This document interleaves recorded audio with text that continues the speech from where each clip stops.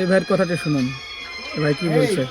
কেউ ভীত নয়, সবাই একই মায়ের ছেলে, আমরা একই মায়ের ছেলে, আমরা সবাই ভারতবাসী, আমরা কেউ বাংলাদেশি বাসী নয়, আমরা সবাই ভারতবাসী, আমরা সবাই ভারতবাসী, আমরা কোনো ভেদাভেদ করি না, আমরা সবাই সুষ্ঠুভাবে বাঁচছি। মানে জগৎবল্লভপুরের হিন্দু মুসলিম ভাই ভাই কাঁধে কাঁধে চলবে, আপনার বক্তব্য এটাই।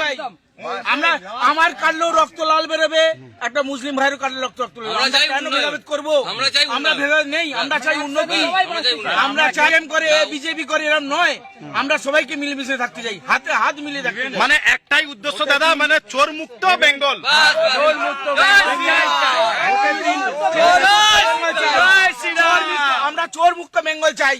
আজকে এই কাটমানি, আজকে এই বালি চুরি, কয়লা চুরি, সিন্ডিকেট, কত কি হচ্ছে ওয়েস্ট বেঙ্গলে,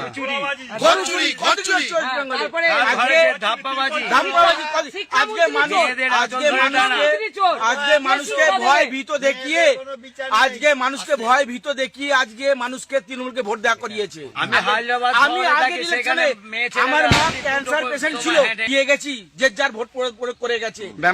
হ্যাঁ, আজকে আমার মা ভোট দিতে পারেনি, ব্রাশ করতে করতে গেছে, বলছে যে ক্যান্সার পেশেন্ট, সে ভোটের জন্য এসেছিল, সে ভোট দিতে পারেনি আজকের তারিখে, সেদিনকে আগের ইলেকশনে সে ভোট দিতে পারেনি। কেন বলছে ভোট দিতে পারিনি?